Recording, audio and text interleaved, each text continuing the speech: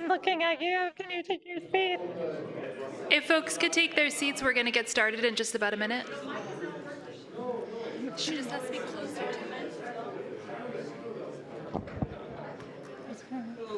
How are you? I'm good. How are you? I am great.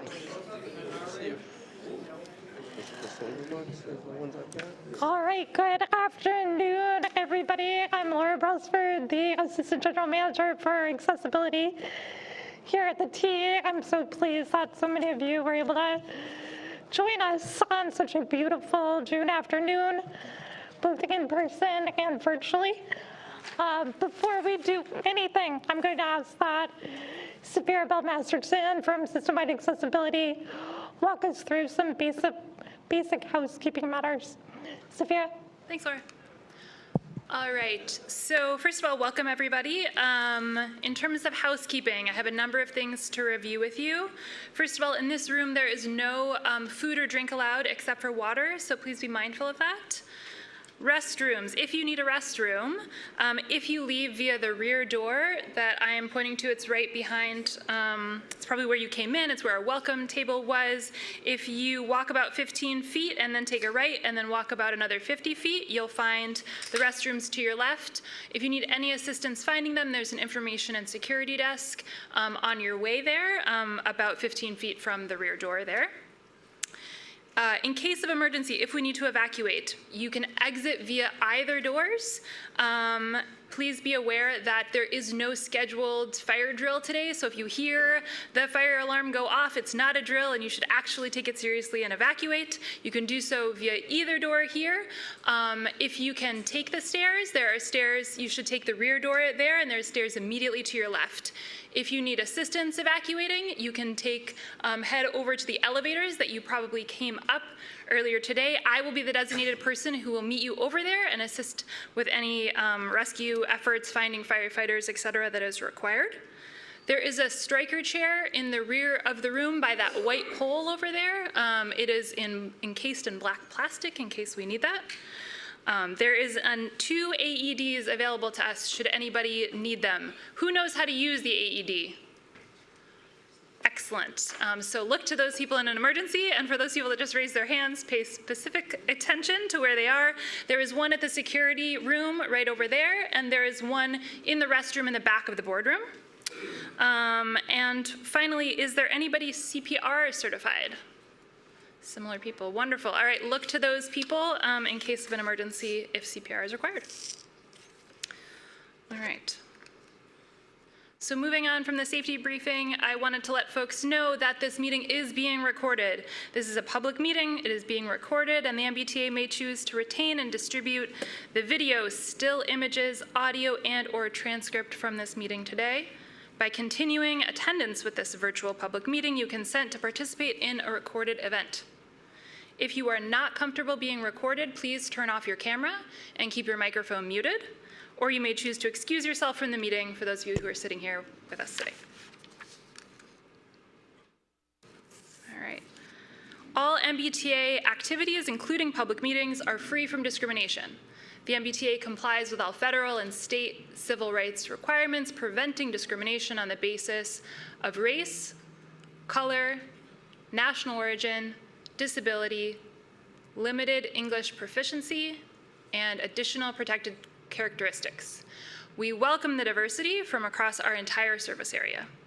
If you have any questions or concerns, please visit mbta.com/title VI for 6 to reach the Office of Diversity and Civil Rights.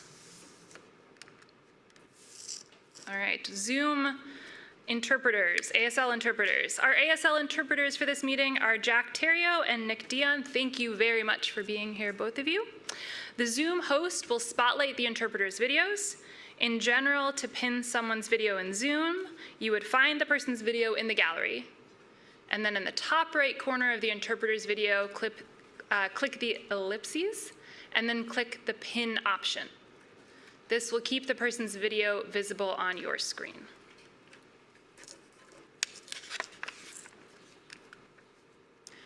Our cart captioner for this meeting is Denise Gracia. Thank you, Denise.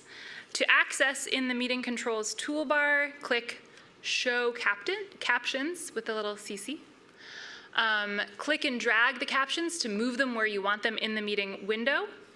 And then to adjust the caption size in the meeting's controls toolbar next to show captions, click the up arrow and then click caption settings. Next, you'll find the font size, and you can move the slider to adjust the size of the font for CART. For language interpretation, I'm going to ask Ms. Glenda Campbell to come up and talk us through how to do that.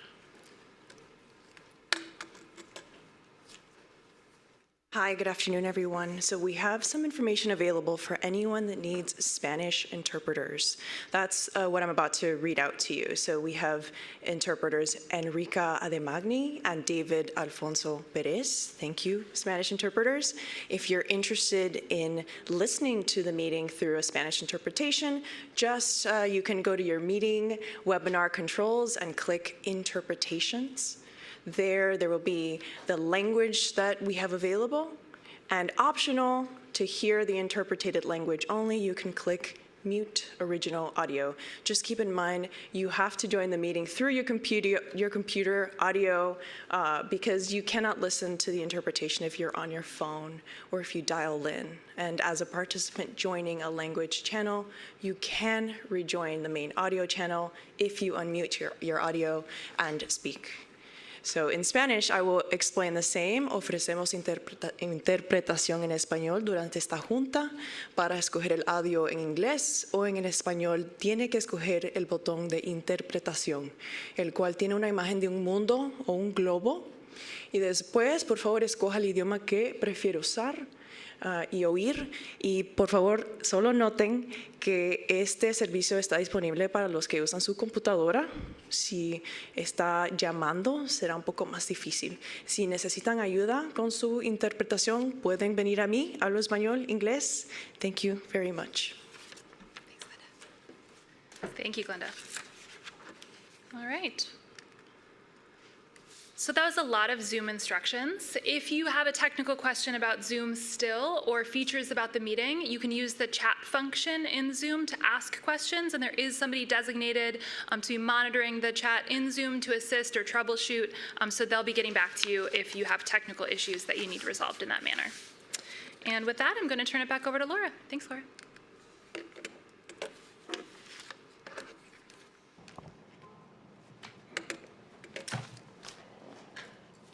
All right, thank you so much, Safira and Glenda. So next slide, please. We have a very full agenda for this afternoon. Just to give everyone a quick overview of what you're going to hear today, we're going to start off with an overview of some recent and upcoming highlights as described by our General Manager, Ng. We're then going to hear directly from the Settlements Independent Monitor, Judge King, regarding the status of the Daniels-Finegold Settlement Agreement. And then we're going to hear from the first named plaintiff herself, Joanne Daniels-Finegold, to share her and the plaintiff's perspective on our current path towards compliance with the agreement. We're then going to hear from Tirameti Doucette from Greater Boston Legal and Bill Henning from PCIL regarding their perspectives. And then hear from Kat, the facilitator for RTAG. We're then joined by a special guest today, Dave Carney from our operations team, who's going to reflect a little bit on how this settlement has impacted operations over the years. And then we're going to segue into arguably the most important part of the meeting, and that is when we hear from all of you regarding how things are going, any questions or feedback you have to share with us today. So without any further ado, I'd like to introduce our General Manager, Phil Ng, to talk a little bit about some recent developments as well as some upcoming milestones. Phil? Thank you, Laura, and good afternoon, everyone. It's a privilege to be up here with Kat, Joanne, and Judge King and Laura, as well as everyone in the audience and everyone online. It's an opportunity for us to build on a really strong, robust communication partnership that has really come out of a lot of years of hard determined work of folks that have really been advocating for things that really we should be doing and that we're committed to doing, and that's making our system available and accessible for everyone that wants to and needs to use our system. And as Laura said, I have an opportunity to talk about some of the things that we've been doing.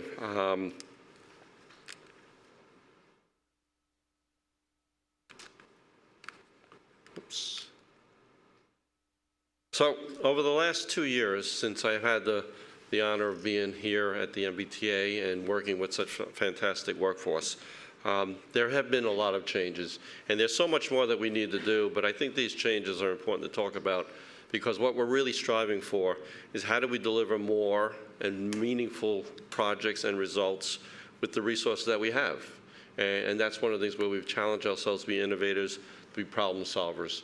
And the track improvement program is just one of those first things where I think even some in the room and in the building may have said, how do we actually fix our track after years of insufficient investments where we have literally the whole entire subway system track from end to end needing to be fixed. And obviously, diversions are something that we tried to avoid, but we also knew the amount of work that needed to be done to be able to deliver reliable, safe, more improved service required some, some really new ways of doing business. And I will say the track program, and it's truthful, the amount of work that we did in the first 2 years, and particularly as we did the track program, really did amount to, had we tried to do it in the normal way of overnights only, we probably wouldn't even have gotten to a finish line, but it would have taken at least 40 years of just working 1 or 2 hours a night.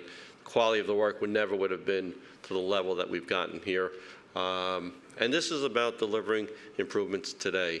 And the track work, while it was focused on restoring track infrastructure and safety, it also allowed us to realign the tracks and to make some improvements with regards to accessibility in our stations and the differentials of gaps and things of that nature. We still have more work to do, but again, these are things that not only fixed our track infrastructure, but allowed us to make meaningful improvements to other areas of our needs. And this is about building trust, building pride, not only internally with our workforce, but the ability for the public to start to see that we can deliver and fulfill commitments being made.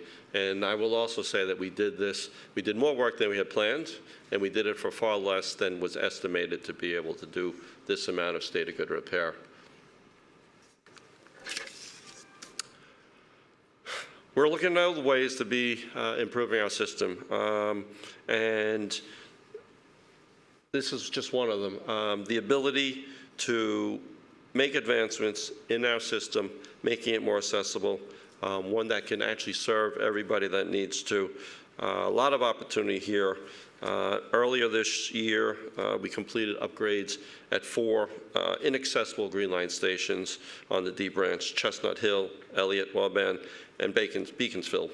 And these upgrades included raising the platforms to be 8 inches above the rail so that accessible boarding can occur. And additionally, we've ensured that there are at least now 2 accessible paths of travel to these stations.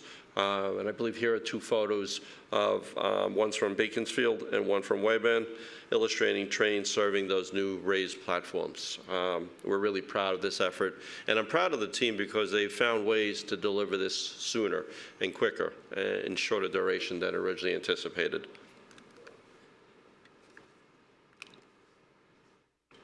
And we continue to make progress in our other parts of the system on the commuter rail. This is something where I give a lot of credit to Laura and her team and the capital side for figuring out how do we deliver innovative means for accessibility on commuter rail stations, even if we don't have sufficient funding to do the full build that we need. The ability to go and work out a solution with federal approval that allows for freestanding mini-high platforms allowed us to move forward and make these 4 stations accessible more quickly, more timely, and cost-effectively. And so we're now, we have it at Wellesley Square, West Medford, Franklin, and Walpole. And I really have to thank the design and construction team It really does represent innovation, creativity, as we continue to find ways to deliver on the longer-term plans. And believe me, we are looking at how to accelerate rail station builds, and we're going to build off of these ideas to see how do we accelerate even full builds going forward. Let's see, what do we have next? We're also doing full builds, as we mentioned. Couple that wrapped up, Winchester Center, Union Station at Worcester, and Natick Center Station. All of these now have full height level platforms, redundant accessible paths of travel to the platforms. Here's a photo, and I believe, yes, our own Chris Hart traveling down the platform at Winchester Center Station. We love promoting and demonstrating our own folks. These are things that we're really proud of. We have many more to do, and we're looking at how do we creatively, again, deliver state-of-the-art stations, make our dollars go further, and we hope to be able to be talking about more of these in the very near future. And it's not just about accessible platforms, elevators. This is something that we just rolled out. It's a brand new training center for our Operations Control Center dispatches on accessibility. This training provides a critical refresher on topics such as coordinating assistance to riders that need and how we assist customers during emergencies, and the ability to really focus on our employees so they can better help the public that we serve is vital to this. And it's just, this is a photo of them in the Operation Control Center. Communication, you know, today is about us communicating and building on the relationships that we built, but it's also how do we communicate with the public that we're serving. I'm proud of what the team, I challenged them to come up with something that folks can use with real-time information. The MBTA Go app is our own app. It provides information that we have in real time, both on heavy and light rail, on buses, and we launched this back in February of last year. This app was developed with accessibility in mind as well, and from day one it has popular accessibility features that apps do provide to people that need it. And this app can help you find the location, as I said, of bus stops, stations. It gives you that real-time information, including elevator availability. And it's just a screenshot of the app on the green line. If you were to scroll down, it could show you the buses, it could show you different things that are at that location. And red line cars, we're continuing to get new red line cars. Currently we have 34 that are available for service right now. We have 46 of them on property, of a total 252 that will be delivered for red line service. Here's an image of the red line, but I'm also proud to say on the orange line, we have 144 of the total 152 orange line cars. They're all running new cars on orange line. And the last 8 cars will be delivered late this summer, so Orange Line will be completely done. In fact, next week we'll be adding the 17th consist to the Orange Line service, and that's because of the hiring that we've done, also because of the track work that we've done, and because that we've continued to procure the rolling stock. All of these things go together. We'll be able to give more reliability of service, as well as shorter trips and less wait time. So Red Line is ongoing, and we're proud of that. Other things coming up. We have some major rebuilds on subways, Symphony. This design is for a fully accessible Symphony station. We've retained a construction manager to lead it and build the project for us. I know my capital team is really excited about demonstrating the ability to not only deliver this, but to deliver it on time, minimize impacts, and manage a budget. And we believe the construction schedule right now takes us through 2028. As always, we're going to try and push ourselves to do better. Downtown Crossing as well, another station that's in the works. Fully accessible connection between red and orange lines, also complete. We're going to be bundling the construction of this project along with Central Square Elevator, and we'll bring in a construction manager on later this year. And then we're really excited about this, the automated ticketing of illegally parked vehicles that are interfering with bus stops and bus operations. That legislation, a long time coming. We're really proud that we have that now. It gives us the ability to really focus on making our buses safer, more reliable, but allowing the riders that need to use our system to be able to board where they should be boarding. Instead of having buses having to sometimes stop in vehicular travel lanes and having people to traverse areas that they shouldn't be. The legislation will allow us to issue tickets remotely to drivers that are illegally parked in bus and bike lanes. That's really the deterrent. Our goal is to not issue tickets. Our goal is to have people obey the rules and allow our system to run the way it should be. So we're excited about that. It was a big milestone for us and a big win. Also, new accessibility training for our transit police officers. System-wide accessibility has developed an outline, draft content for this, and a new training program for transit police officers. Transit police serves so many different needs, and they're keeping our system safe, but also the ability for them to take on new training. I give them so much credit because they are also frontline, and their ability to understand accessibility needs and how to do those types of things is important as they interact with the public as well. So over the course of the summer, and we're going to get additional feedback from transit police as this continues, and we want to have this finalized by the fall of 2025. On the screen there is a rendering of Symphony Station. I think it's quite beautiful, and we're really excited about that. So there's a lot of things that we should feel good about. And look at that photo. Everyone is smiling. So that was a fun day. And I also want to acknowledge, though, we have a lot of work ahead, and there's still a lot of uncertainty in things moving forward. And some of that uncertainty, does talk about our ability to deliver critical services, projects, and that's one of the things that we always are committed to doing, balancing our dollars, our funding, and making sure that we prioritize critical needs and deliver results.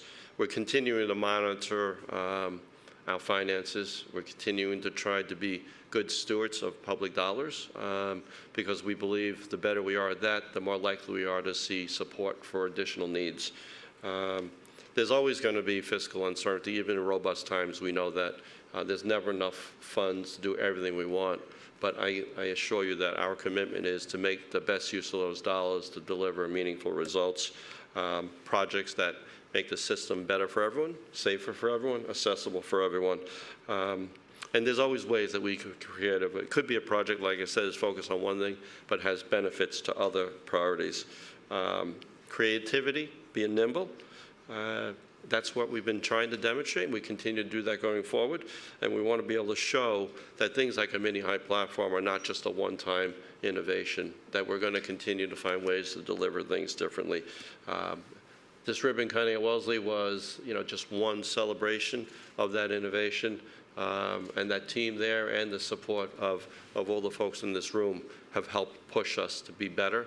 And I'm really proud of being a part of this whole network of folks that are really invested in this common goal.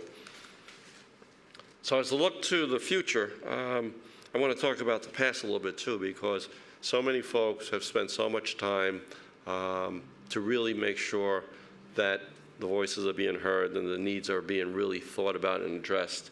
And there's so much to say thank you for that.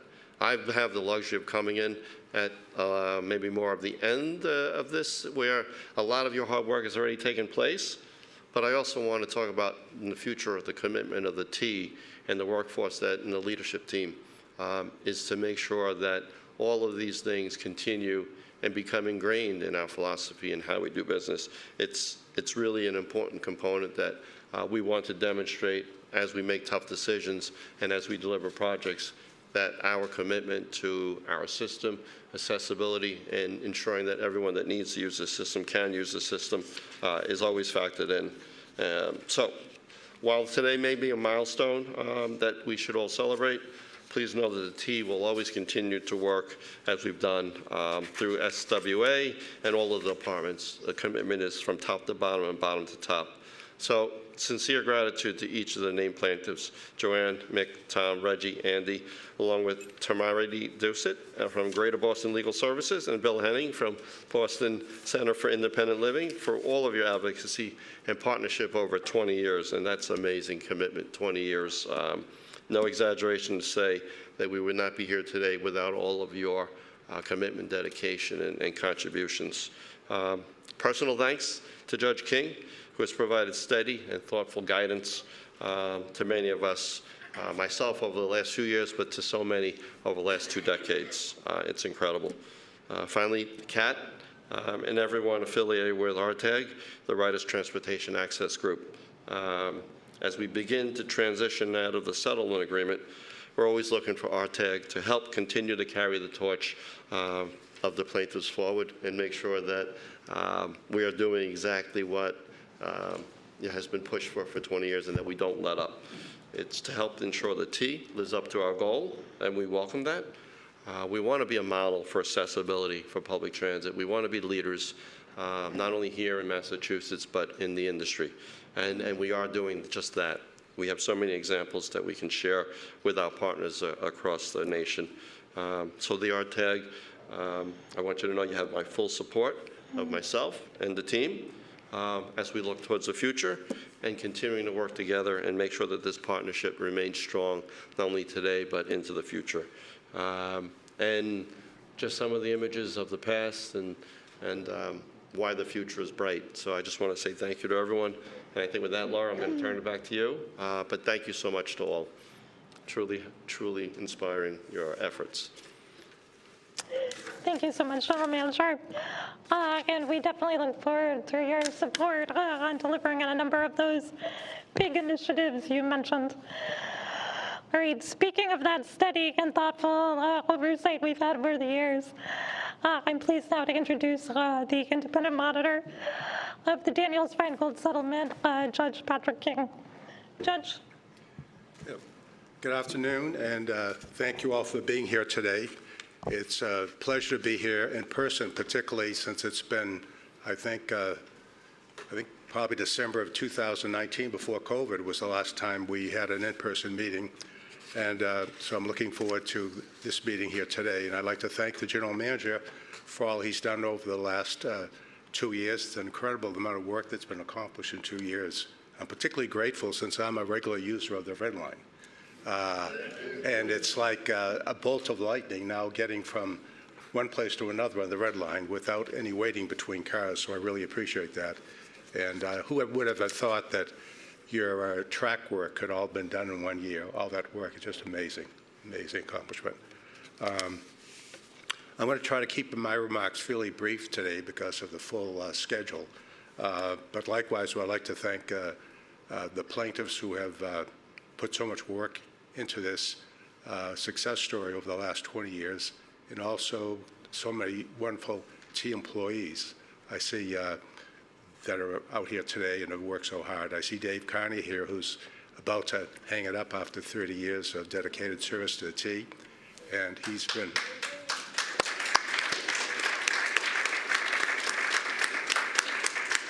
been a stalwart supporter of everything that we've tried to accomplish over the years. And thank you, David.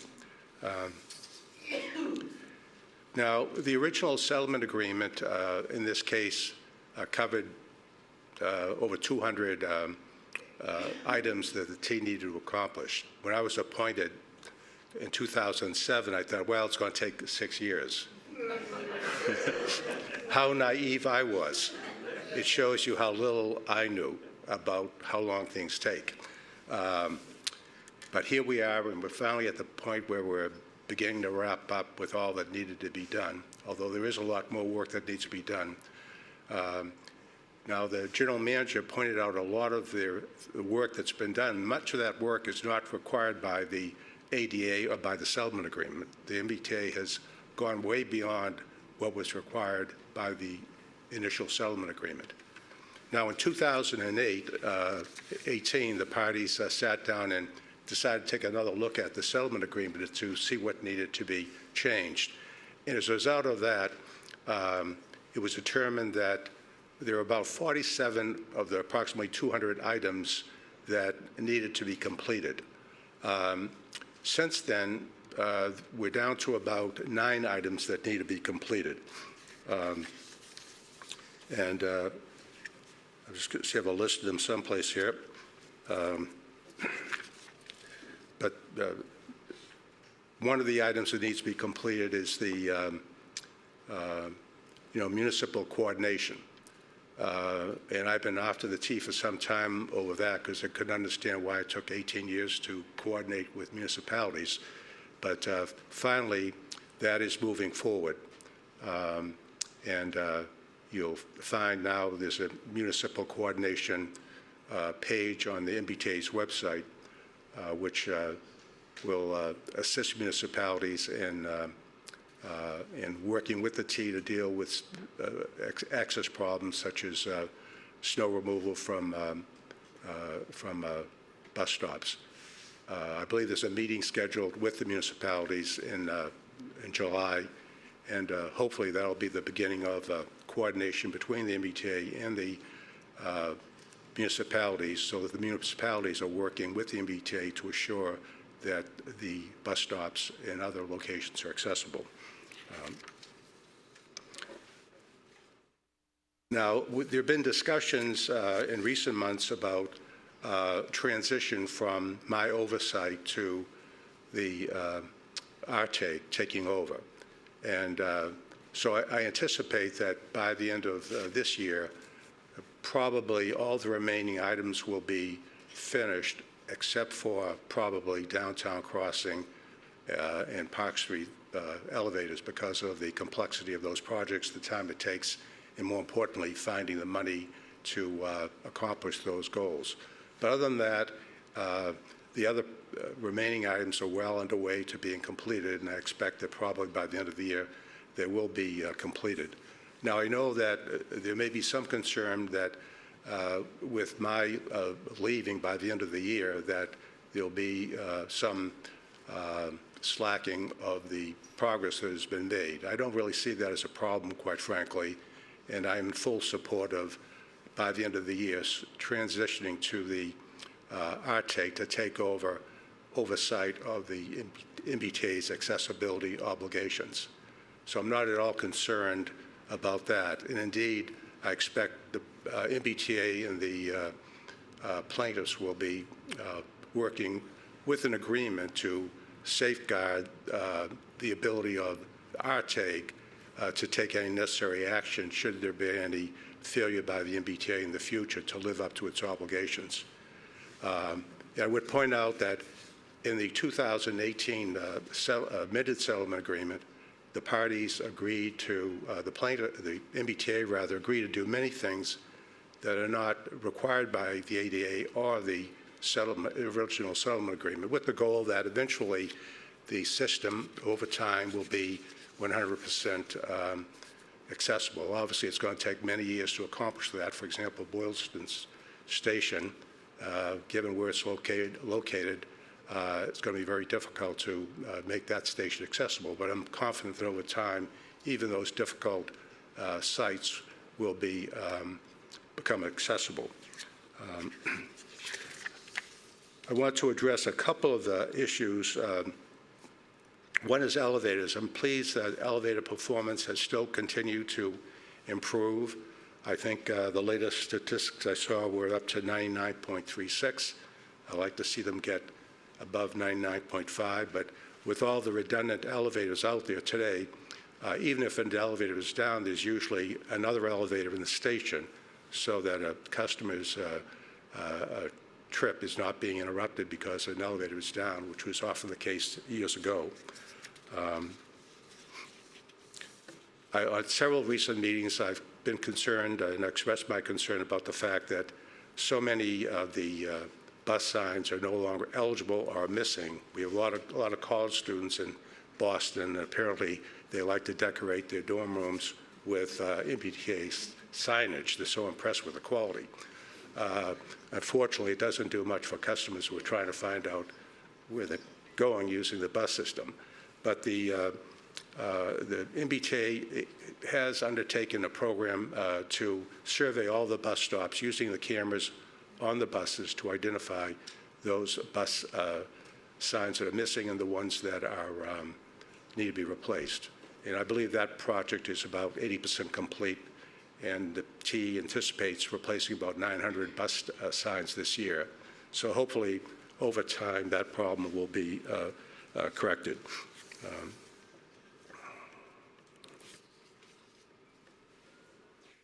With regard to stop announcements, we're seeing great progress in all the lines, except perhaps the red line. The orange line is at 98%, blue line 95%, and the green line 93%. The red line, because of the age of the equipment and it's very difficult to, to improve beyond the current 79% level of improvement because, with 50-year-old cars, there's only so much you can do. The T has done everything possible to try to improve the stop announcements on the red line, but unfortunately, until we have additional red line cars in service, I don't think we'll see much of an improvement in that area. That concludes my brief report today, and I'll be glad to answer any questions folks have later on. But in closing out my remarks, I would just like to thank the plaintiffs again for their 20-plus years of dedicated service to make sure that this T becomes accessible for everyone.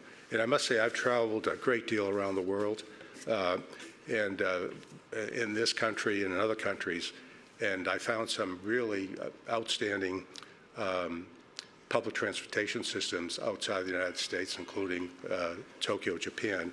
But I've yet to come across any system that is as good as the MBTA when it comes to accessibility. I was in Washington, D.C. last week, and even though that system is half the age of the MBTA, you think it was 300 years old, given all the problems they're having.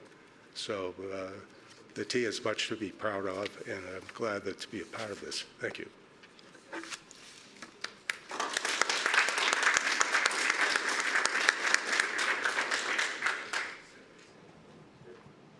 Right. Hello. Thank you so much, Judge.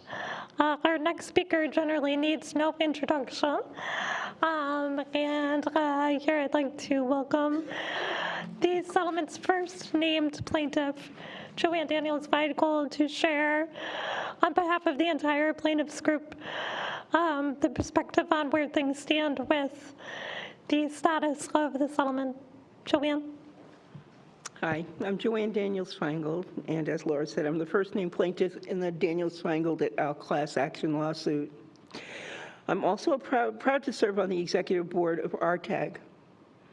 I'm here today with veteran named plaintiffs Tom Gilbert, Mick Cepeda, Reggie Clark, and Andy Foreman, and our organizational plaintiff with Boston Center for Independent Living, to reflect on the progress that we've made toward completion of the settlement agreement and talk about what lies ahead.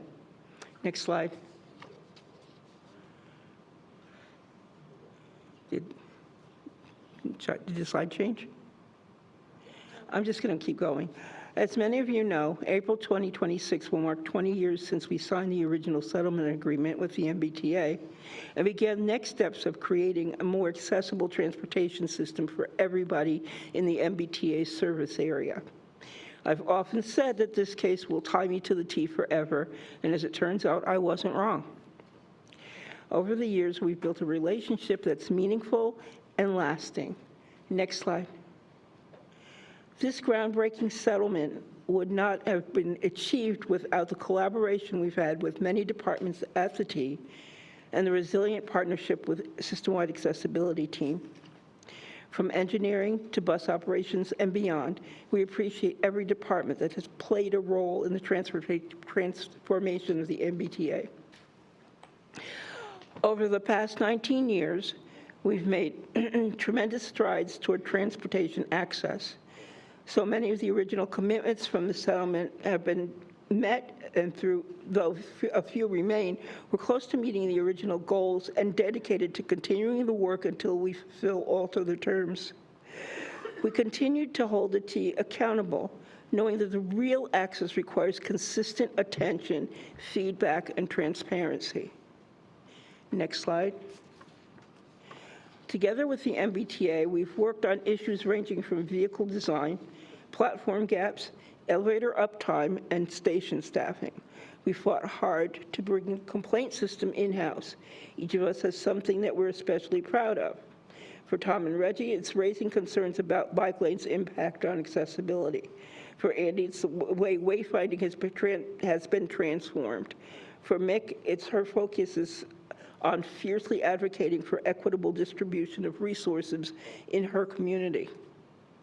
For me, it's the way that we've stayed together, ready to raise new issues as they arise and work them into our advocacy, reaching out to our communities. Next slide. The MBTA system for collecting and resolving complaints is critical to access. When the T's call center was moved outside to private vendors, we began to experience delays, mishandled complaints, and missing information, problems that persisted despite trainings. We led the charge in bringing attention to these serious issues. Starting in 2021, we began formally to document our concerns, responding to complaints reports, writing letters, filing complaints, and meeting with leadership. We made it clear that moving the call center back in-house with proper training and oversight by SWA was essential in ensuring accessibility in practice. Internal staff would have the institutional knowledge and the direct access to departments needed to actually improve outcomes for riders. Under General Manager Eng, we've made this a reality. Next slide. We've been through several general managers during this lawsuit, and I want to give special recognition. Something like that. We remember. And I want to give special recognition to General Manager Eng. Under General Manager Eng, we've had 2 summits where he worked closely with the named plaintiffs to understand our goals and priorities that he instilled in us, the confidence that we have a general manager who is deeply committed to accessibility. We have another slide. Our work continues through RTAG. Tom and I are on the executive board, and we've been working closely with the group to ensure that the voice of the community remains front and center. The inclusiveness of RTAG and its commitment to working collaboratively with the T and with our communities is something we deeply value. Under the leadership of Kat Torres-Razdick, RTAG has been able to achieve many milestones, including working with the MBTA to address platform gaps, securing a grant to develop a working group of biking, disability, and pedestrian advocates to address bike lane issues, and introducing a bill to penalize transportation network drivers who discriminate against passengers with disabilities using service animals. So where are we now? We're in a moment of opportunity. We're proud of what's been built, and we're proud of the generations of advocacy that have brought us here. And we believe that the time is right to begin the transition to finalize this agreement and continue to work through a new phase of collaboration, one led by RTAG and the broader community in partnership with system-wide accessibility. We look forward to new initiatives like hands-free fare gates for riders with limited upper mobility. Named plaintiff Rob Park tirelessly advocated for this, dreaming of the day that the project would come to life. Now to see this initiative moving forward, it's a powerful reminder of the change that we fought for all these years and how far we've come. We're celebrating the progress. Next slide. I want to take a moment to remember and honor Rogera Robinson, a named plaintiff who was a community activist and teacher.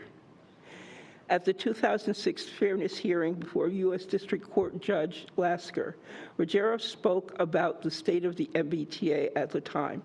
She said, I know that you cannot force kindness and you cannot force patience, but I also know that from experience that there are good and understanding people at the MBTA. If they strive to foster this understanding to help those who need their assistance and to do what they can to treat disabled passengers with respect, the goal of this settlement will be achieved. Rogero was right. The spirit of tough, honest collaboration has carried us through. I'd also like to recognize at this time plaintiffs who began this case with us: Robert Clark, Jean Smith, Danford Larkin, as well as those who have passed: Maureen Cansimi, Madeline Joan Golden, and Rogero Robinson. We had disagreements along the years and intense advocacy, but we've also had partnership, true trust, and many shared victories. We're confident that together we can help the T become the premier public transit agency that it aspires to be: accessible, inclusive, and forward-thinking. Thank you.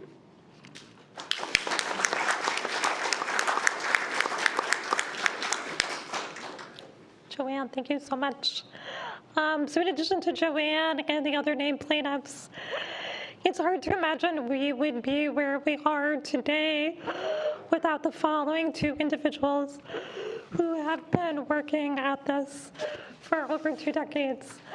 Tara Maddie Doucette, the lead attorney from Greater Boston Legal Services, and Bill Henning, the executive director of Boston Center for Independent Living, are here this afternoon to share a few words of their own.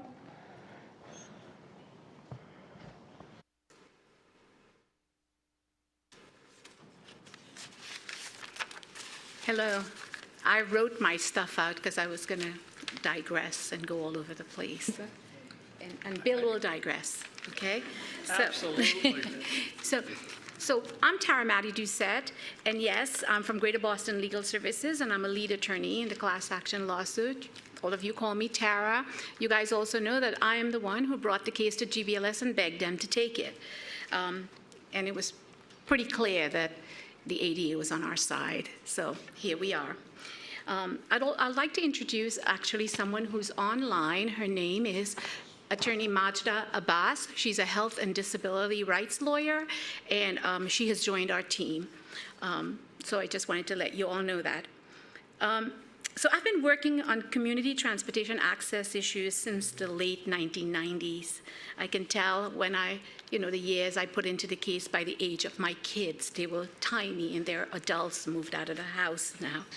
And for over 2 decades, I have devoted my life to this cause, and I'm so proud of it.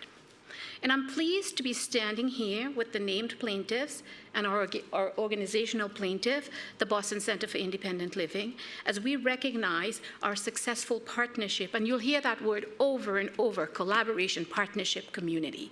Those are the words that you'll hear throughout this meeting. So our successful partnership with the MBTA, with the understanding that we still have some work to be done.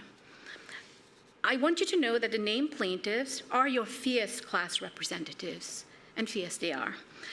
They've been involved in the case at every step of the litigation from the very beginning, and during the almost 20 years of enforcement. And at the start of the case, they brought their lived experience and expertise. And as Joanne and others mentioned, they documented their concerns. They did affidavits. They filed complaints. They reviewed so many thousands of pages of records. They participated in videos showing the T, proving the case, right? And in fact, Joanne Daniels-Finegold had an office at GBLS. Did you all know that? Yeah, the client has an office with us. And the plaintiffs' resilience, dedication, leadership, working with the T, and the T's willingness to be flexible and inclusive ensures that access remains a priority. All of us, plaintiffs, RTAG, BCIL, SWA, and the many departments at the MBTA are true partners with a shared common vision of what access means to this community. Together, we have been able to positively transform the MBTA across all modes of transportation. We absolutely know the work is not done. While many of the original settlement commitments have already been fulfilled, We remain committed to seeing this through and ensuring that every term is met. We are pleased that General Manager Yang, who has been actively engaged with the named plaintiffs and RTAG, is committed to access. Plaintiffs would like to see the T come into substantial compliance with the remaining terms of the agreement under General Manager Ang's leadership. We actually talk about this, General Manager. We will continue to hold the T accountable, and with RTAG and the broader community leading the way, we are confident in our ability to carry this work forward, staying true to our deep-rooted history of collaboration and community engagement. Thank you. Bill, you want to say your stuff? Sure, thanks, Tara. I'll try and keep it under 40 minutes if possible. I'm Bill Henning with BCIL. It's great to hear all the positive news. It's great to hear the commitment to moving forward with accessibility concerns. We all know that things that get fixed today may break down the road, so it's not a one-off done, we move on to the next thing. This settlement will take vigilance, and it will be success moving forward with the mission, even if it's not tied to a settlement, will take the participation of the community, and that's what's always driven this, whether it's this outstanding group of individual plaintiffs, or whether it's BCIL, RTAG, or just community members showing up. We're in a reflective mood, and I'm thinking back to 2005. We were in the room across the hall in 2005, and we basically had a tribunal. The room was packed. There were over 100 people, and people were seething. We have less people here. That's not because there isn't interest. That's because there's been success. Accessibility has improved. We know it's not perfect, but the daily commute, the daily ride is possible. People are respected, so when there are problems, they're typically responded to, and that's the marker. One of the big markers of success. BCIL will continue to be involved. We, of course, coordinate at the moment, RTAG. We hope to do it in the future. But this is something that is a fluid situation. It's all about moving forward with all of the energy and involvement that we've had. People have done so much, so many people to call out. It's great to see Dave Carney here, who's been on this journey with us. I was thrilled to see a picture of the GM, Bev Scott, who was a scapegoat very unfairly, very unfairly. Bev left. She worked closely with us and said, you all think it's me, there's not enough money. And Phil said when he was speaking, we need to make investments. Bev was right in 2015, 2016. Call out Dan Grabowskis, who settled this at GM. I made a little joke, there's been a lot, but some of them were great. Steve Poftak even had a tough ride, but he really believed in accessibility for people with disabilities as well, and there were others. So that kind of collaborative effort will need to continue. I think we feel it here, but it will need to have the input always of the community members, whomever you are, wherever you are. Always raise your voice, raise it with GBLS or BCIL, whether our role is formal or informal. Give us a little bit of the double. It's good for us. So thanks to everybody. Thanks to the GM, my compadre in this for 20 years, Tara, and the plaintiffs and the judge.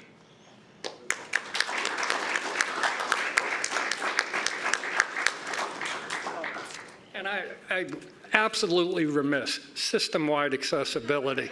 My gosh. Under Laura's tutelage, and when we've talked about closing this out, the first thing BCIL and GBLS said, no closure unless the status of SWA is guaranteed. That is the most vital thing. So onward.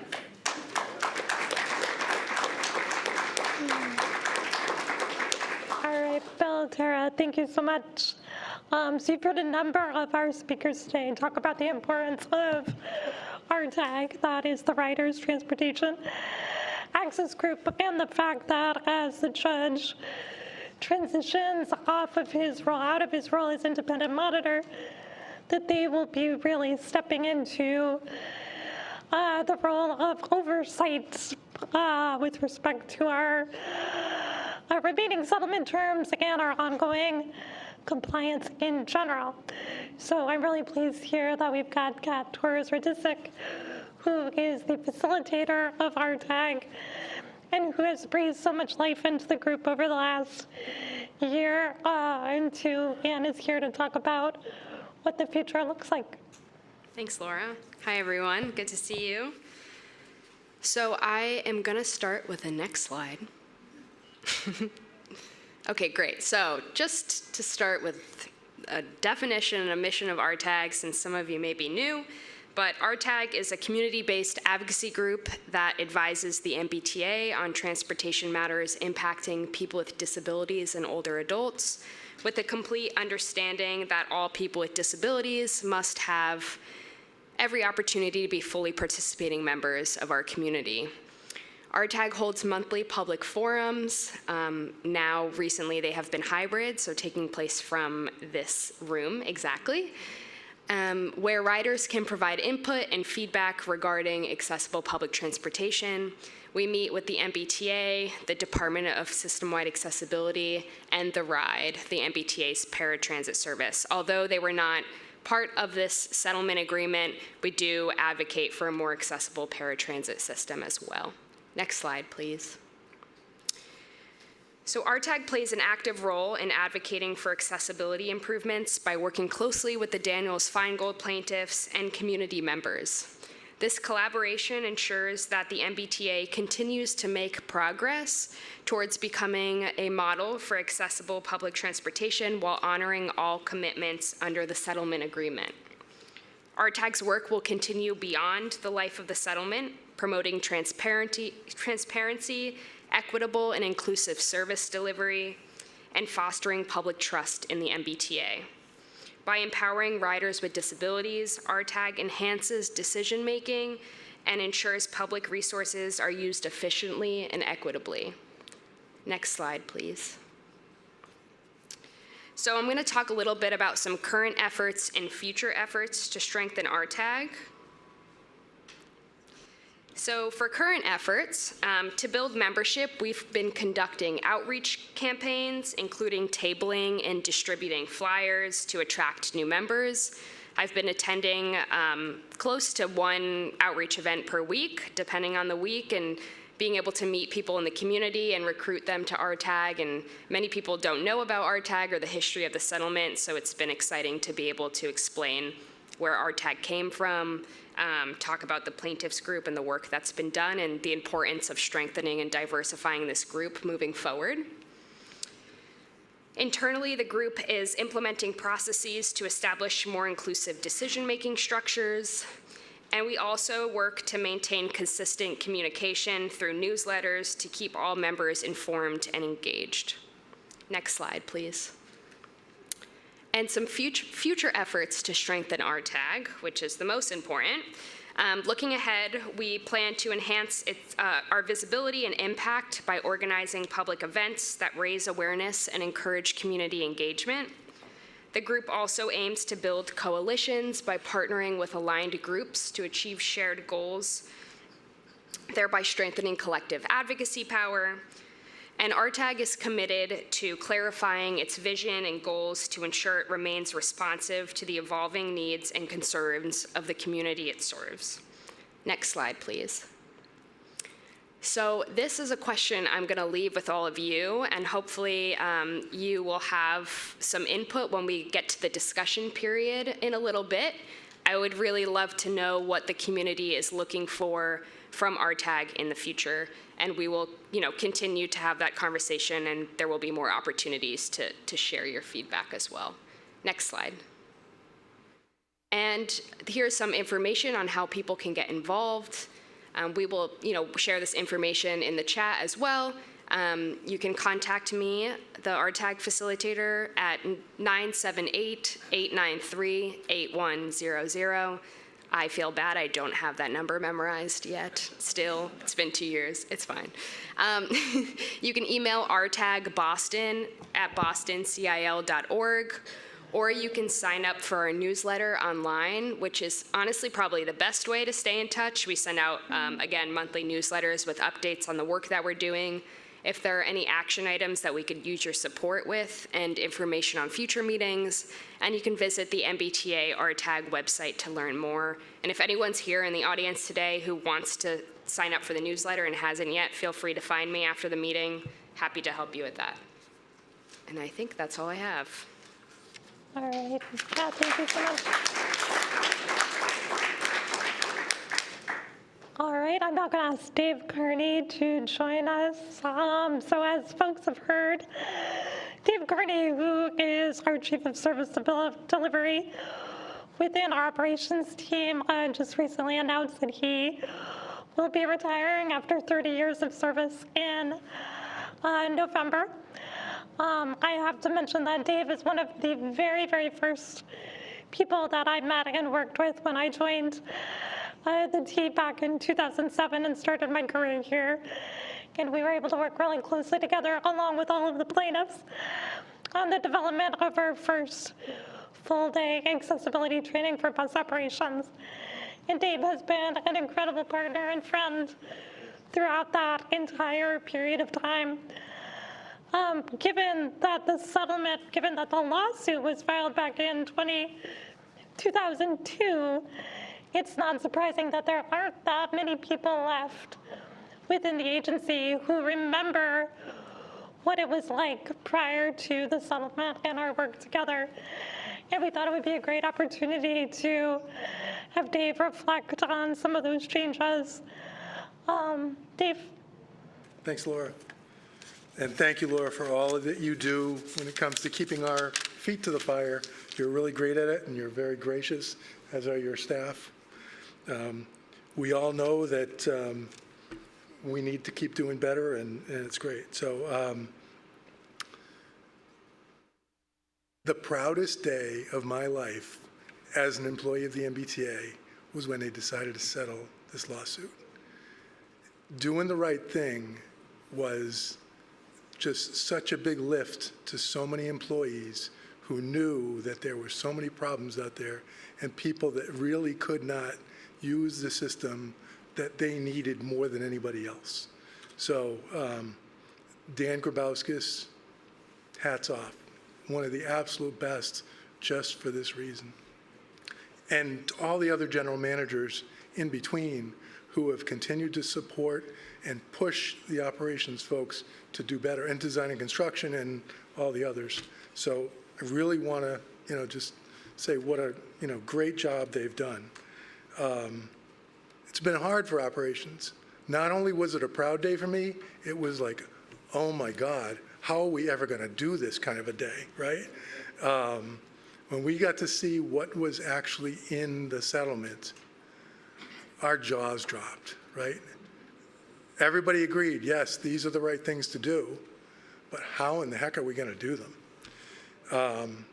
But it's been amazing, right? So in 2005, over 10% of the people with disabilities were being denied service by a bus operator. Now, let me just kind of go back. Of the 30 years that I've been here, 20 of them were in bus operations. A dozen of those years were as the head of bus operations. But where I was when this lawsuit was, first settled was in the training department for bus. I was the head of that group. And, we looked at these numbers and we were like, this is crazy. But how are we going to get our operators to be kind and patient, right? That's really what it's about, right? So in 2005, 11% of people were denied with disabilities, denied service. In 2024, that's down to 0.5%, 95% improvement. Customers with a disability unable to board due to a broken lift or ramp was every 5 trips, 19% of the time.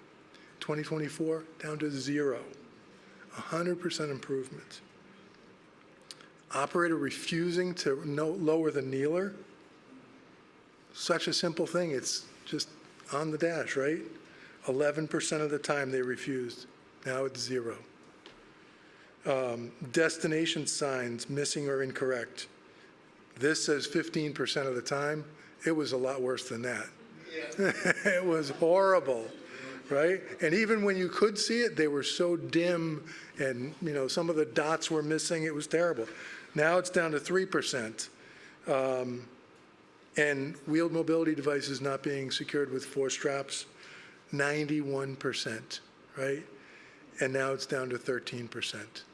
So, I think that, I know that we haven't gotten everybody to be patient and kind, but we have been training like crazy to get people to understand what their job is. And so many of them have responded properly.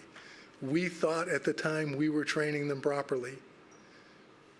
Turns out with a real change in focus and a little effort, we've been able to really get it. I love when I'm in the subway control center and a report of an elevator down comes in, or an elevator's out of service. The first question that gets asked is, do we need an accessibility bus? Fantastic. That's what we want to do. When there's a diversion needed, right? So something is wrong on the tracks and we first question is, where are we going to run from and to? Oh no, you can't run to that station because it's not accessible. Luckily, there are very, very few of those stations these days, but there are a few, and sometimes it's just, we have to extend the service a little bit further to make it accessible. So, I just, I think what we've accomplished together, working with the named plaintiffs, before probably 2002, I've been working with Joanne, Tom, Reggie on bus issues, and we've done a lot together, and it's worked out for the best. So I really appreciate all the hard work that all of you folks have done, and I really appreciate all the hard work that our folks have done on the inside too. I want to thank you very much. So.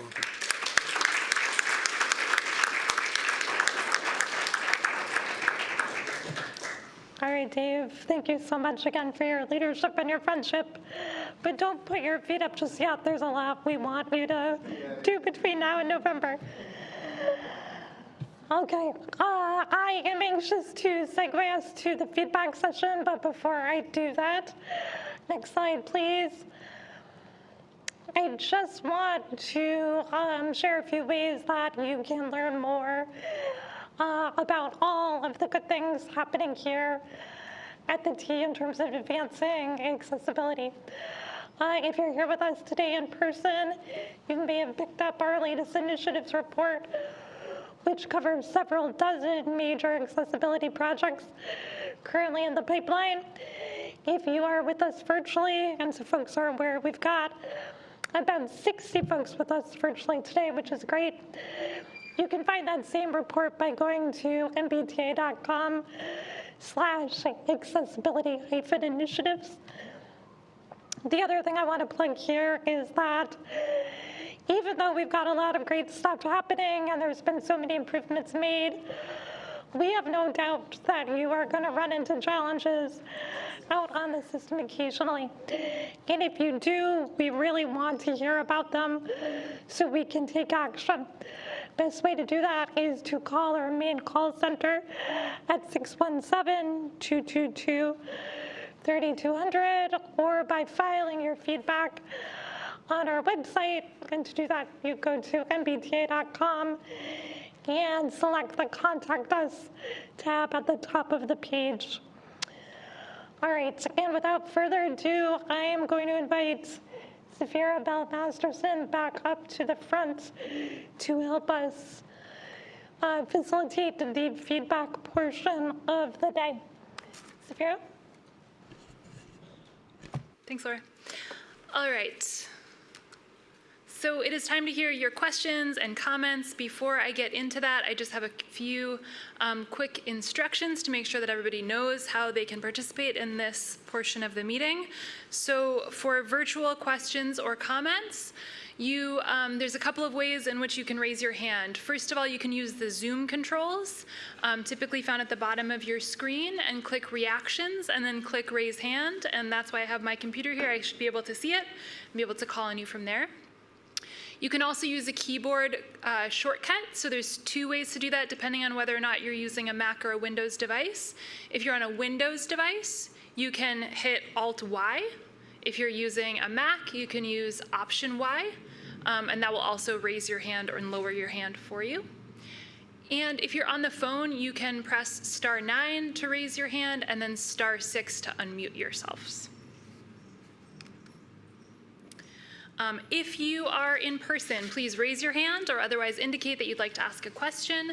And then please, please wait for one of our assistants. Lisa or Glenda, please raise your hands, give a nice wave. They're really nice. They're going to bring a mic over to you. Please wait for the mic before you speak.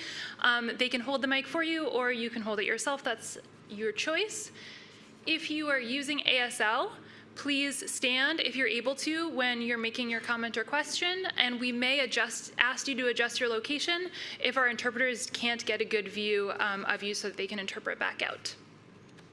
I will note, I am a human, so please be patient with me. I'm trying to juggle chat questions, Zoom questions, and in-person questions. There's about 60 people on the virtual side of the meeting, so please express your patience. I'm not attempting to slight anyone if I'm not seeing you, so I will try to keep things balanced. And then finally, I will say there's a lot of MBTA staff that are available here to answer these questions. If you're an MBTA staff person and I don't call you out, but you have the answer to a question, you can feel free to raise your hand and I'll call on you again. Please wait for a mic. And I just ask that you introduce yourselves and your role so that everybody knows who's answering the question. All right, so without further ado, questions, comments? Mick, go ahead. Hi, I'm Mick Cepeda, or McKnighty Cepeda, AKA Mick, and I'm a named plaintiff. I have a statement I would like to read, and I'm the plaintiff in the Daniels-Finegold class action lawsuit. I've been doing this work for 20 years, more or less. In that time, I'm so pleased to say that I've seen the MBTA positively transform. That progress didn't happen by chance. It happened because of the determination and advocacy of the plaintiffs and our tireless, fearless lawyer, Tara Doucette, who taught us the vocabulary and kept us together, who helped us to fight for the rights to accessible public transportation. We've always believed that the fight was more than bus and trains. It's more than an ADA issue. It's a civil rights issue. We weren't just asking for access.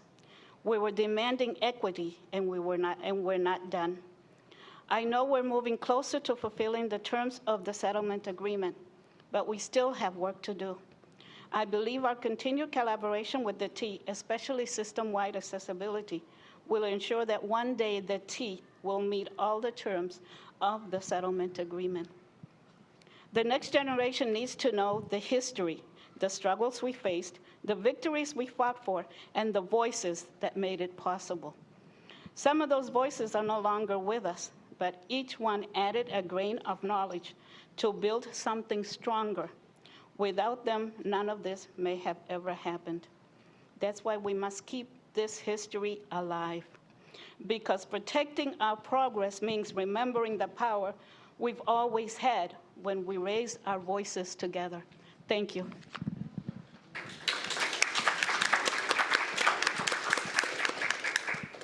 Thank you, Mick. Yes, go ahead. Thank you. Just a suggestion. My name is James White. I heard when Judge King was giving a report about missing bus stop signs. I know quite a while back when I was on the chairman of the Act Committee, we instituted a program where the drivers could push a button for blocked bus stop reports. I'm not sure if it's possible they can incorporate or utilize another button on the same panel that the drivers could just easily push the button and create a report every time they saw a missing sign. That might make it a lot easier. You wouldn't have to have a dedicated person going out there looking for missing signs. And I think you'd probably get a quicker report, a more accurate report by the driver just pushing the button when they saw a missing sign. Thanks, Jim. David, someone else, is that something that's technologically feasible without much expense? Okay. All right.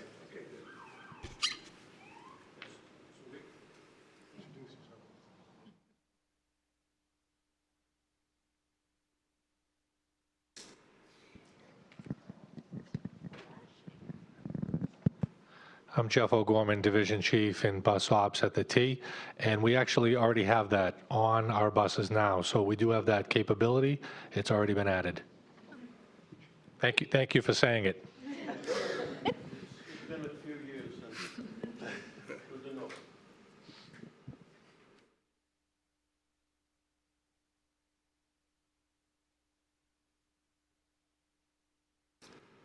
Tom, go ahead. Lisa's coming over to you.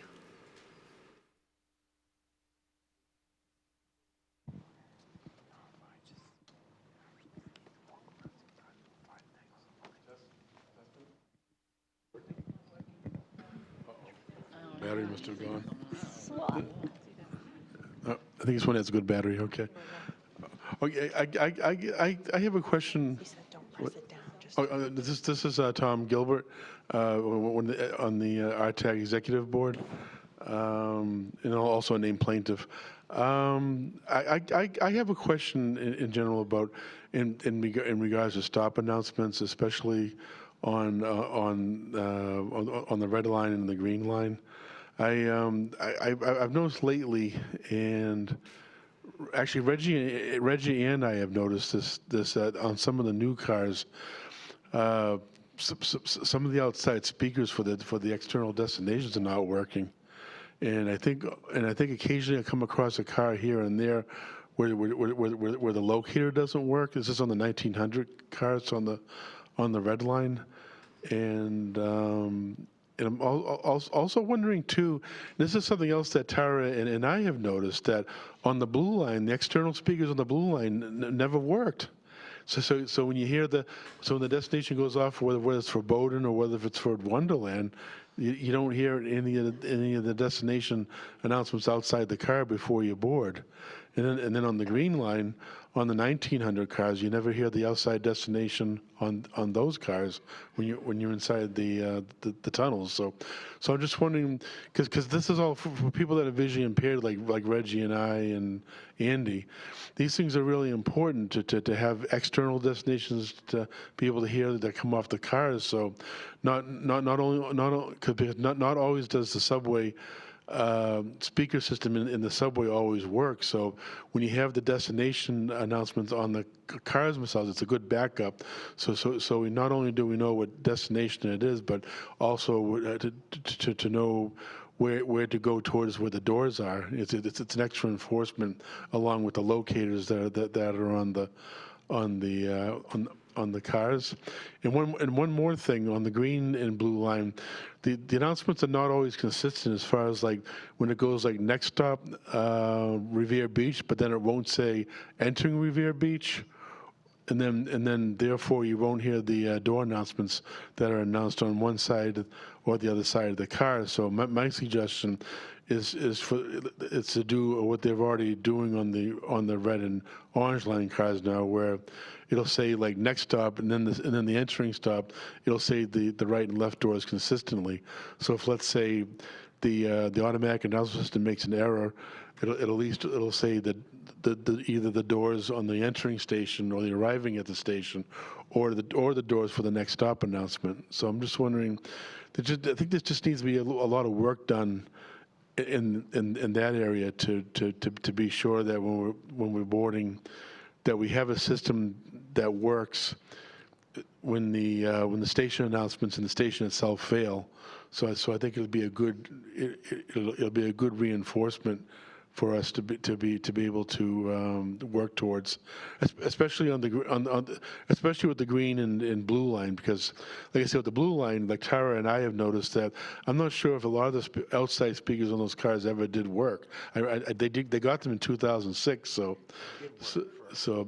maybe some of them worked at first, but most of them you don't hear the external destinations on them at all. So I'm just wondering what's going to be done for future. Maybe brainstorming with Bill Wolfgang, and maybe have some meetings with him, maybe, and try to get to where we want to be as far as buying new speakers or redoing the stop announcement system so it's more reliable. Bring Frank Oglesby's voice back on the green line, because his voice disappeared on the green line. So. So it's so I was just wondering. So I don't mean to be too long, but I was just wondering what the goal is of working towards in mitigating or rectifying these issues and everything. So thank you. Thanks, Tom. Yeah, go ahead, Mark. Hi, my name is Mark Ibunya. I'm the program manager for passenger information screens within the Technology Innovation Department. Before I continue, I just want to say I really appreciate the work that everyone has been doing here, including Judge King. The first time I came to one of these meetings was actually in 2014, when I was still an advocate. And I work very, very passionately inside the agency because of the work that we have done. And I am mission-driven because of these specific concerns about the announcements, and I take very, very, very much to heart the fact that these announcements, if they don't work, it means that the system is not navigable to you. That said, I think the vehicle engineering teams and vehicle maintenance teams really appreciate when you do put in specific complaints about specific vehicles and specific trips, so that way they can check out any equipment issues. Going forward, the new Green Line cars, we're already working on those specifications for the new passenger information systems. Those will be much more capable, and they will meet more modern global industry standards to maintain and keep the station announcements updated. I hear you on Frank Oglesby. I saw him at the T-Musical a couple of weeks ago, and he is definitely interested in having his voice come back in as an automated announcement. We're going to have to figure out how to negotiate doing some of those recordings so that we can turn him into a robo voice, so that we can keep using his voice into the future. And also maybe do the announcements a little bit better than they used to be. So, and one last thing, so going forward for those existing fleets, the operations team, especially, Ryan Caholen is very aware of these announcement issues. We have some internal work that we need to do, but I think he's interested in looking at retrofitting those cars to improve the ease of updating these announcements and making sure that they stay up to date. Thanks, Mark. Anybody else want to share insights? No? All right. Good afternoon. My name is Reggie Clark, named plaintiff. I want to know what they're going to do with the on the commuter rail. I think it's very disturbing that when we have to walk to go for the train, we have to go way up the other end of the car.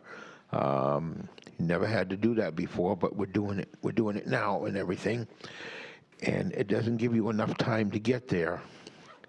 Okay, so there is a safety problem as far as the platform. You got people running along the platform.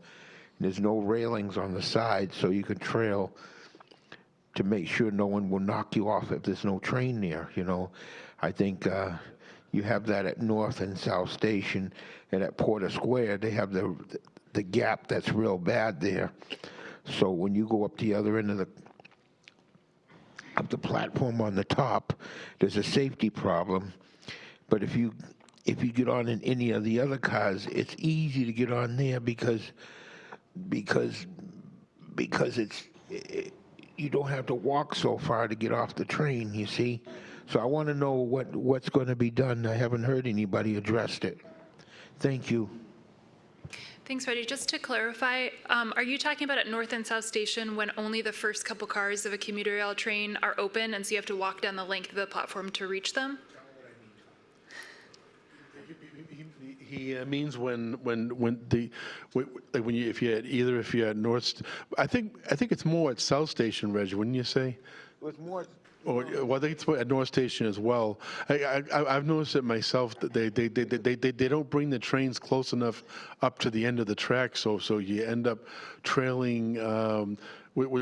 Especially during rush hour, you end up trailing people like running into you, and then fearing that you're going to be pushed into the pit because the train doesn't come up close enough to fill in the gap of where the train could be. Yes. So what he's saying that when you walk out onto the platform, when the doors open, you're left dealing with a void there with no train present, and you have to walk till you get to the train first.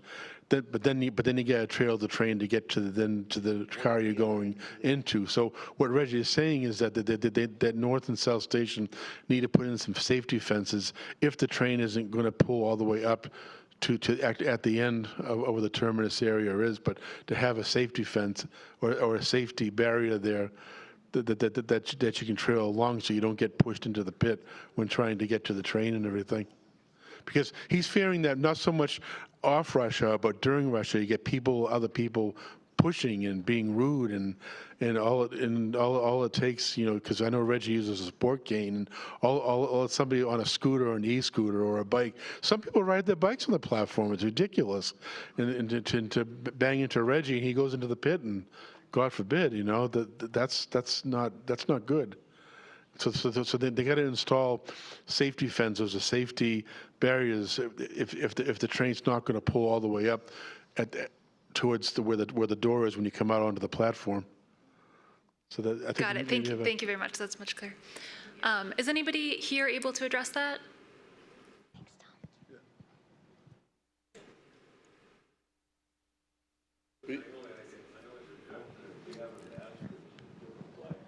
Hold on, wait. Can you wait for Mike, Jim? Thanks. Yeah. My only idea was we have disability ambassadors on different platforms. That would be an opportunity where we could actually really need somebody to make sure that somebody wouldn't get pushed into an empty track that the train would prevent them from falling in. So that would be a perfect location where we could use an ambassador to escort a blind individual so they wouldn't get hurt. So I do also just want to say for this, there are no transit ambassadors on the Keolis, on the train platforms. And maybe on the red line, yes. When you're talking about commuter rail and Amtrak, no. And what complicates that is the condition of the platforms themselves. They're loaded with holes. They're difficult for a wheelchair to go over. I mean, I've been on Amtrak recently, and I take the commuter rail on occasion when the red line's down. I will be doing that this weekend. But the platforms are horrible, and there aren't enough transit ambassadors to cover all 13 of those platforms. So I just want to say for everyone's awareness, for this particular question and any others where we don't have somebody on hand to answer the specific question, we are taking notes. We're going to follow up, in this case, with railroad operations, and Reggie, Tom, Joanne, get back to you on this specific point. Great. Before we take another question from the room, I just want to check in maybe with Cynthia to make sure that you don't see any hands raised online. Okay. I wanted to make sure that I wasn't missing anything because I am not a host on my Zoom screen. Excellent. I see Cassandra. Do you have a question back there? Hi, everyone. I'm Cassandra. I'm on the board of RTAG. And my question is, what will be done about some of the train stop announcements that don't match with the actual stops? Because if someone who's blind or visually impaired gets off, they want to get off at Park Street, but the announcement doesn't match with it. I've had this happen many times, and it happens especially on the green line, and mostly, sometimes all the other lines as well. I'm just glad that I'm able to use that app called the Transit app that captures all of the stops in real time. Otherwise, I'd be getting either off before or after my actual intended stop. And sometimes the announcers don't even work at all. And the conductors don't actually announce it, so everyone else is able to see what stop it is, and someone who's not only visually impaired but hard of hearing, classified as deafblind, won't benefit from that. I'm done. Thanks, Cassandra. Mark, do you want to address that?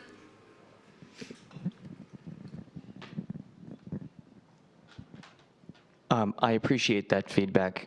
Can you, whenever that happens, please feel free to share a report of if you're able to get the vehicle number perhaps from somebody who is on the train with you, especially so that way we can get that report to the vehicle engineering team to look into making sure that the radio device that picks up the announcement, the trigger to do the announcements is working properly. I believe that they're aware of a couple of issues with the older Type 7 cars being able to pick up the announcements, and so that has been a problem that I think we're aware of, but I think would be helpful to report whenever that happens. I'm sorry that happens. Andy? Hi, I'm Andy Foreman. I'm a named plaintiff. I just wanted to quickly go back and comment about South Station. I live in Plymouth and take the train in and out of South Station every day, especially with I'm legally blind, and especially with the construction going on at South Station, there should be, and my train gets way down at track 13. I've missed my train a couple times because the construction, so there should be transit ambassadors. But in terms of Reggie's point, the trains pull into the tracks at different distances, creating a long walk for someone. And if they can't see, they risk, if they don't feel the tactile warning strip, which is not always the best, they risk falling into the pit. And so that is still a problem, and there should be transit ambassadors, especially during construction times. Thanks, Andy. Is anybody able to address that? If not, as Laura noted, we'll take a comment.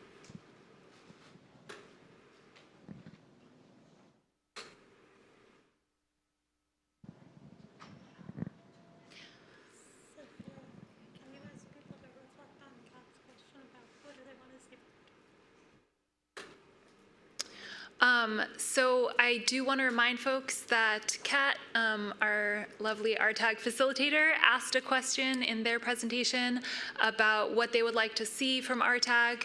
And so I would love if folks could spend a minute to reflect on that and share any reflections that they want to share about that question.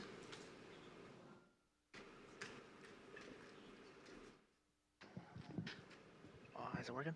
Yeah. Hello, can you hear me? Okay, good. Hi, everyone. My name's Alan. I'm a frequent bus, subway, and commuter rail rider, kind of continuing with the theme of automated announcements, it seems. I just wanted to comment on a few things. Number one, I just want to comment on the bus shuttles. I know that it's an annoying thing for a lot of people, especially for those of us with limited mobility or who cannot see well. I get it that we don't have enough buses. We get buses from, today I was on the Blue Line. We have buses from like Iowa, Ohio, Florida coming in, and I generally think they do a very good job. However, I did want to note that there seem to be a couple, occasionally you will run across a bus that has no PA system, so it comes down to, the announcements come in the form of the operator yelling at passengers from the front of the bus, which if you're in the back, in the rear, it's a little hard to, it can be hard to interpret what the driver is saying. Number two, I want to address some of the older diesel buses that they have. I know they're on their way out, but especially the oldest ones that have the compressor, it seems that the automated announcement system is very faint. It's very difficult to hear. So yeah, it's incredibly soft. It's not, it's barely audible. So, I get that, again, these buses are, but I'm not sure if there's a way to, when they do midlife overhaul on them or whatever, to make the systems a little, upgrade the speakers. And number three, I did want to talk about a couple more things. The contracted buses, the 700 series, those are, I think there's a couple of them that I believe the buses don't have announcements at all. They think, which is, I think this was I believe it's the 14 and the 714 and 716, I believe. Those two don't, so I'm not sure if it would be a possibility, perhaps in a future contract, to supply the contractor with buses that have an audible announcement system. And then finally, I know I'm rambling on, I'm sorry, but again, as I said before, with the commuter rail announcements, I've noticed a very high rate of the automated system just not working. Usually they will make the manual announcements, but occasionally it will come in the form of a conductor yelling up the stairs. So I just wanted to make you aware of that. Thank you, everyone. Thank you. I'm actually gonna since a number of your questions were related to contracted bus operations, I'm going to ask someone to hand the mic to Rob Sampson, who can speak to some of the work that we've done around improving accountability for contracted bus operations and making sure that those services are more accessible. Yes, thank you for that feedback. Regarding your first concern about the lack of PA announcements on shuttle buses, if possible, if you can report those incidents, providing the basic information such as time, location, the type of bus, if you can see or find out the name of the company on the bus and even a vehicle identification number, that we can then use that information to investigate and find which operator was responsible. The contract that those vendors are responsible for complying with clearly state that those vehicles have to come equipped with PA systems, that bus operators have to use them to make verbal announcements. So if we can learn about those incidents, we can then hold them accountable. And that contract also is very clear about the type of training that those operators are supposed to receive. So there should be no reason why they are not using that PA system. Secondly, regarding the automated announcements on the 700 routes. So there are some routes that are supposed to have automated announcements, particularly on the Winthrop routes.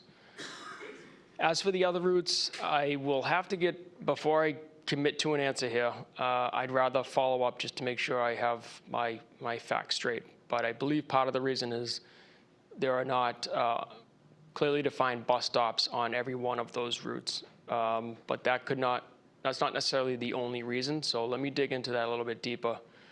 We can get your contact information and we will follow up. Thanks, Rob.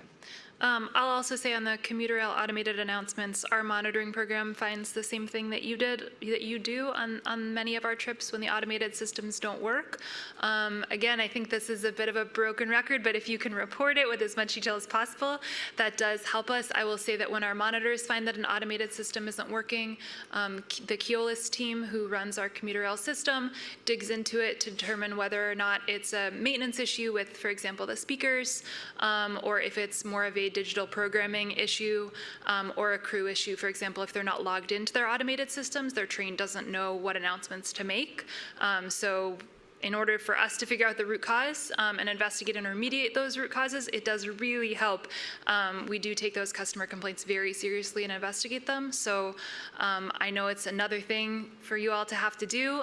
Again, when our monitoring program finds it, we report it, but the more reports we have of those things, the quicker we can figure out solutions to them. So I think that there was a comment over here. Hi, I'm Judy Shanley. I'm with the National Office of Easter Seals. I'm the Director of Transportation and Mobility, but I happen to live and work in Boston, so this is my home.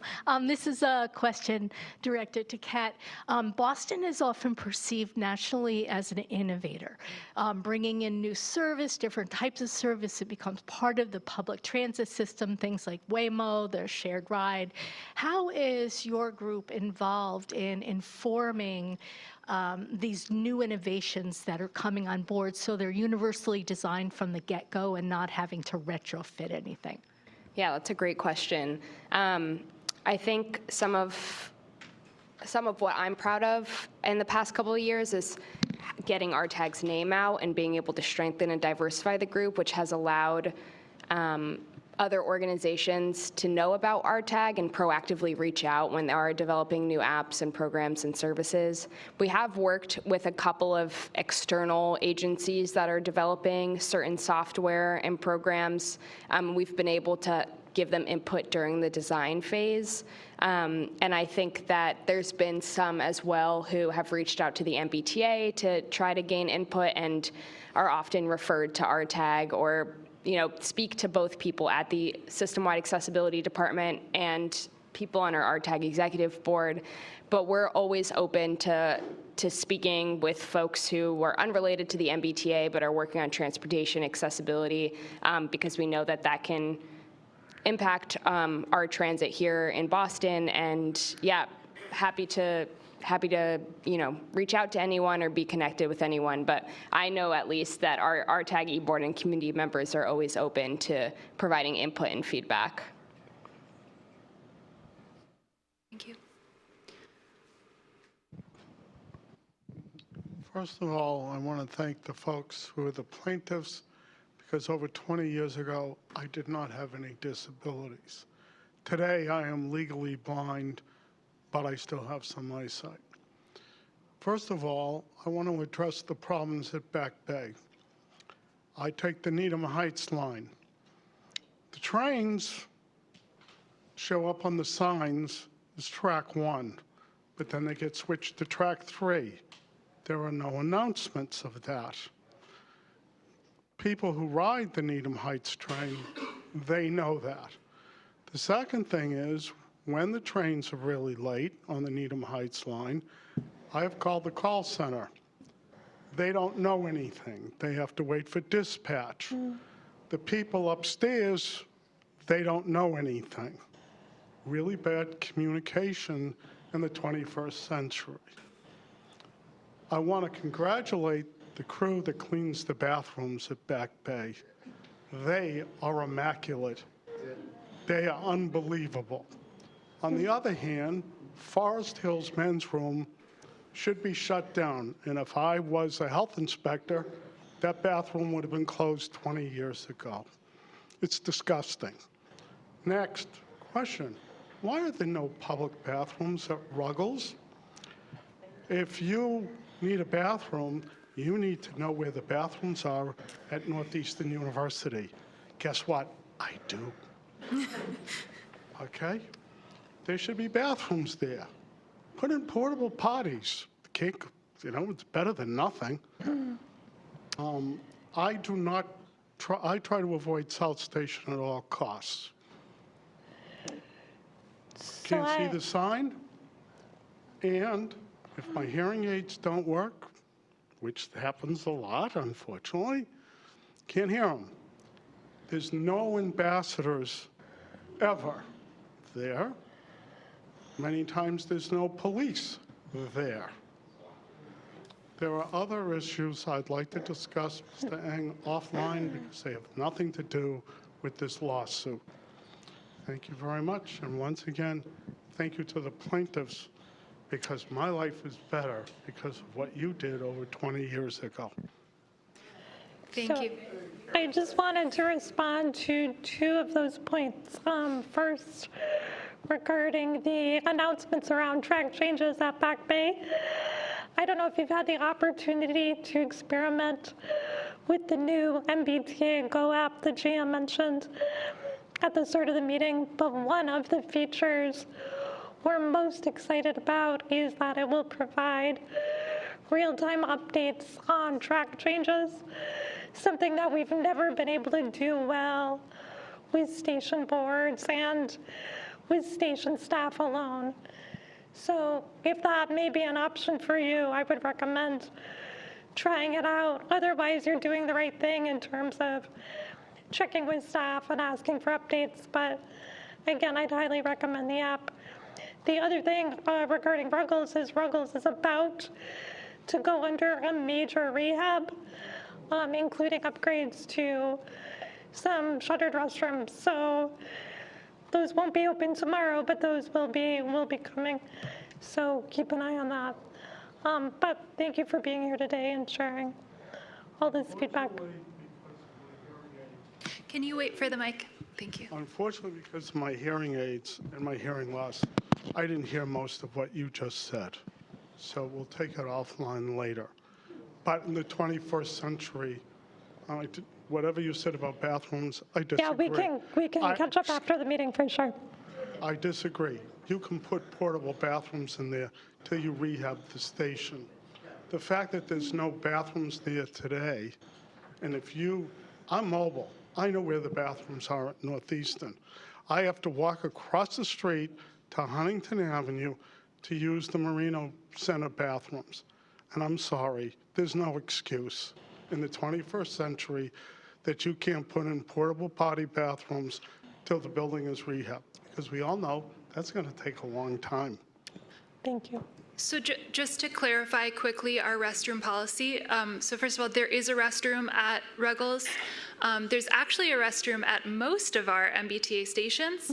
However, it's not a fully public restroom like at Forest Hills where you can just enter it. You unfortunately have to find a transit ambassador or other T employee, a CSA, to unlock it for you. So I do just want to clarify that almost all of our subway stations have restrooms, and our policy is that they are available upon request. I respectfully disagree. I have asked employees of Ruggles if I could use the bathroom, and they said, no, there are no public bathrooms. So if you say there is, and your employees say there isn't, what am I supposed to do? Yeah, so that's certainly one of those instances where that's a violation of our policy that we'd want to hear about so we can address it with the staff. I can only inform you of what our policy is and what we expect our staff to do. If our staff aren't doing that, and you can let us know that, then we can address them with that staff, because that was incorrect information. I'm sorry that happened. Okay. Yeah, Mick, go ahead. Yeah, I'm Mick again, and he's right. At Ruggles, there is no access to a bathroom. No matter how much of an emergency you have, the drivers or whoever it is, the supervisors will tell you they cannot allow you to use a bathroom. There is no bathroom at Ruggles. Okay, I have personally seen people go underneath the thing where the 43 bus goes by and the 15 goes by, and they have gone up that little hill and done their business right there because the employees have said there is no bathroom or there is no access to a bathroom at Ruggles. So I concur with you. I've seen it myself, and I have witnessed this, and I also have experienced it. That wasn't what I wanted to talk about, but that is a go. What I wanted to address was I have gotten from my ladies, those of you who know me know who my young ladies are. I have a group of ladies that the youngest is 79, and they're still riding on the T. Okay, so it's accessible, but like I said, my young ladies, and they're always traveling. They travel by themselves. They refuse to use anything but the T. Okay, so that's a kudos for some reason to the T. But they have been complaining. I have a couple who have been calling me and actually went to my house yesterday to let me know that there is the Fairmont line. Now, the Fairmont line is about 4 blocks from my house. The only thing I knew about the Fairmont line was that They rang that horn at 5 o'clock in the morning, and every morning at 5 o'clock, that horn from that train, the commuter rail, would wake me up, and I would like curse it up and down. But now I know that there is an issue when they get to, they said when they get to past Fields Corner, I don't know what state, but there's a station, and they said that they have to go, like it says, the train is on lane 1 or lane 2, but there's no signage that says where is lane 1 and where is lane 2. So there's a signage issue with the Fairmont line. And they said that when they get to South Station, there's also an issue because they don't know what track they have to go to, and the distance between their walking, especially if they change the track, is, like I said, my lady's the youngest is 79. Okay, so that's the issue they have this week. And that's what I wanted to bring up, signage. Also, there's the same issue with the signage at South Station, which continues. Thank you, Mick. All right, I think at this point that's going to conclude our question and answer. We want to get you guys out of here on time. However, we've taken down a bunch of these questions and comments to follow up with folks. So if we don't have your contact information already and you want us to follow up, please find one of us after the meeting and we'll take it so that we can follow up with you.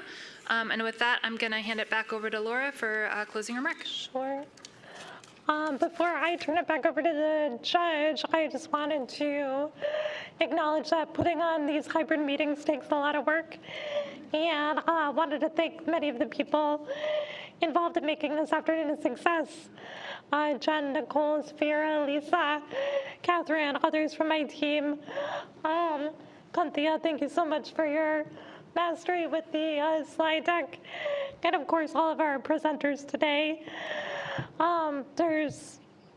It's very, very clear to me that people are feeling very positive about how much progress has been made, but that there's an absolute commitment to continuing to move the needle forward so that our system really is one that everyone can use safely and with dignity. So thank you again for everybody here and virtually for joining us in keeping this all going.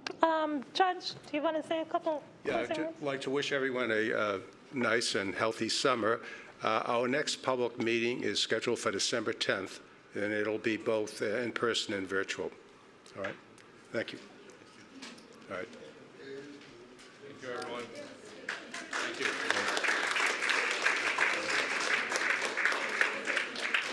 Thank you again for all your work. You're doing a great job. Thank you for the